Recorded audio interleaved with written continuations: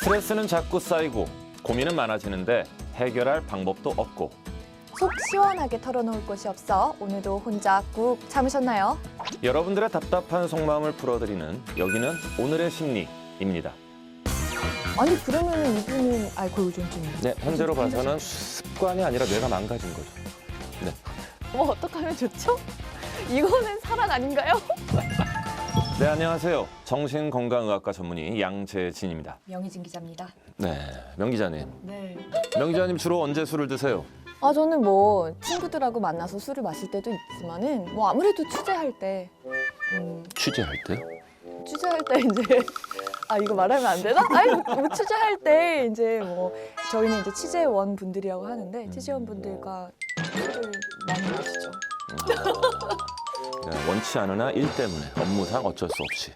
아니 근데 원장님은 이 알코올 근데 괜찮은 중독 거예요? 취재원하고? 전문 병원에 계시잖아요. 괜찮은 거예요? 취재원하고? 전문 병원에 계시잖아요. 괜찮아요, 괜찮아. 진짜 음주 취재 괜찮은 거예요?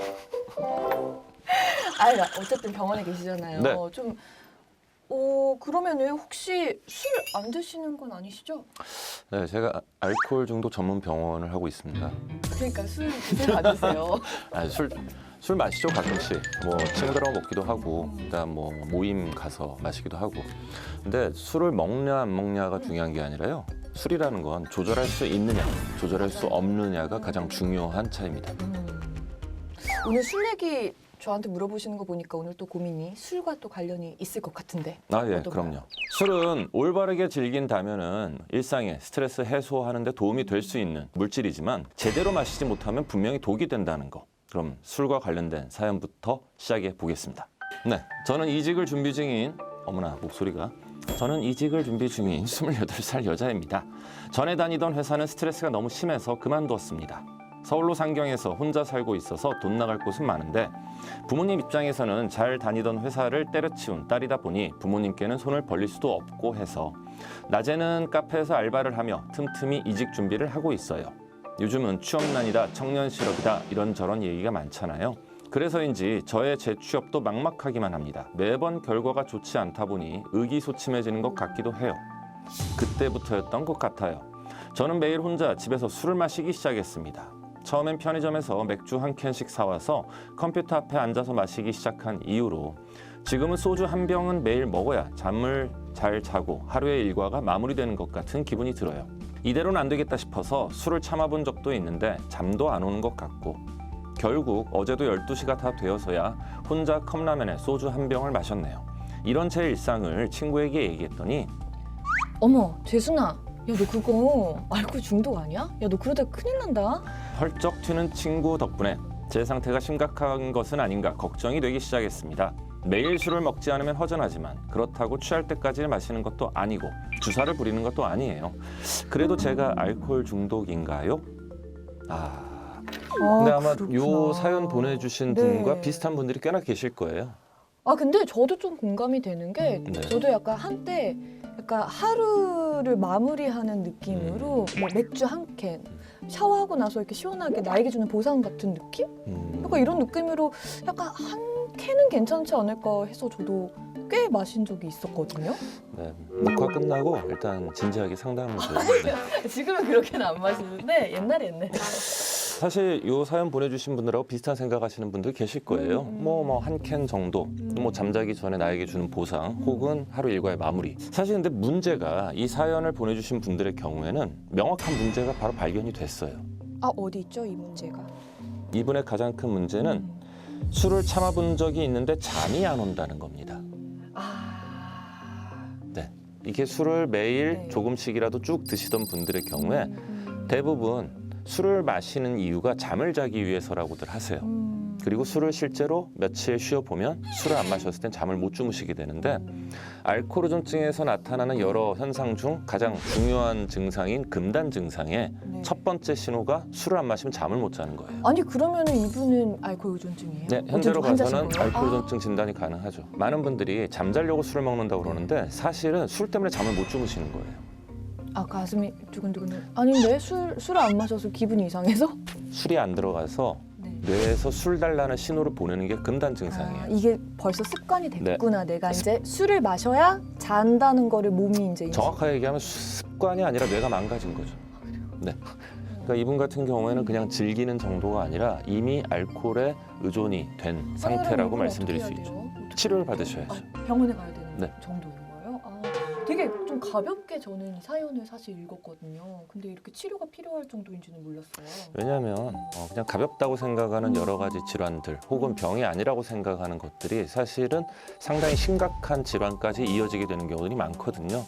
이분 같은 경우에 본인이 생각할 때 취하게 마시는 것도 아니고 뭐 하루 한 캔 혹은 한 병 정도 주사를 부리는 것도 아니고 이게 일반적인 분들의 생각이거든요. 네. 근데 사실 알코올 의존증 진단에 있어서 주사, 술주정이라는 거는 진단 기준 중에 하나일 뿐이지 그게 꼭 있어야만 알코올 의존증은 아닌 거고요.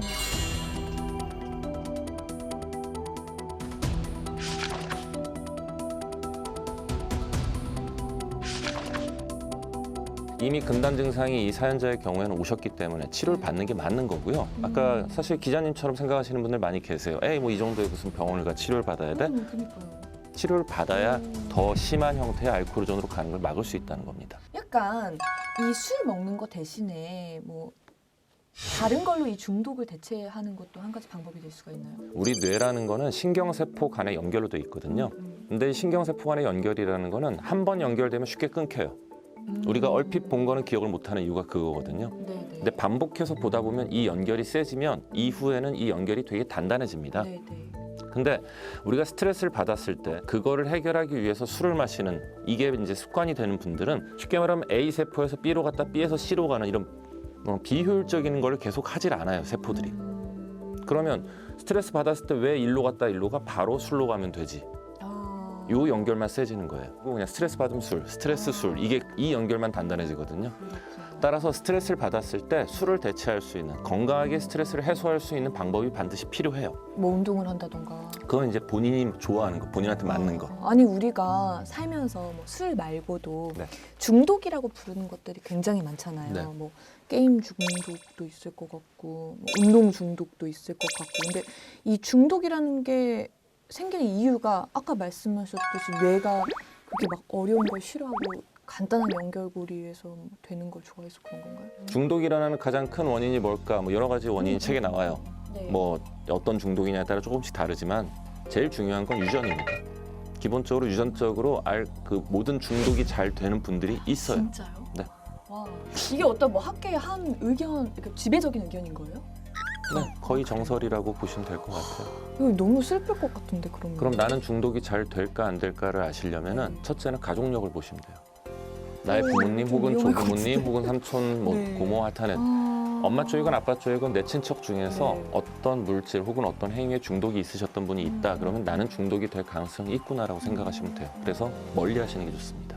근데 저희가 약간 중독에 대해서 잘 몰랐던 것 같아요, 그동안. 저도 너무 가볍게 생각을 하고 있었고, 또 이게 질병이라고 또 생각을 안 해서 그런지, 아, 그렇구나. 왜냐하면 네, 이게 중독, 이제 정확하게 의존증인데 네. 이런 의존증 경우에는 혼자만 힘들고 혼자만 망가지는 질환이 아니기 때문에 그래요. 주변 네, 가족들이나. 한 가족을 다, 한 가정을 다 망가뜨릴 수 있는 질환이기 때문에 그렇구나. 스트레스를 많이 받으시는 것 같아요. 사실 이게 이직한다는 게 굉장히 스트레스를 그쵸. 많이 받는 거여서 좀 근본적으로 이 이직이 좀 해결이 되면은 그러니까 좀 더 상황이 나아지지 않을까. 사실 이제 이분 같은 경우에는 뭔가 지금 스트레스도 많이 받는 상황에서 그걸 적절하게 해소도 하지 못하고 또 자존감도 많이 낮아져 있는 것 같고 즉 이분은 사실 술에 의존할 게 아니라 상담을 받거나 치료를 받으시는 게 이분에게 훨씬 더 도움이 될 텐데 많은 분들이 정신과적인 상담이나 아니면 치료에 대해서 거부감이 있거나 그렇죠. 잘 몰라서. 아무는 좀 편견이 있다 보니까 그냥 쉽게 접할 수 있는 술에 의존하는 경우들이 많거든요. 그래서 이분 사연을 보내주신 분 경우에도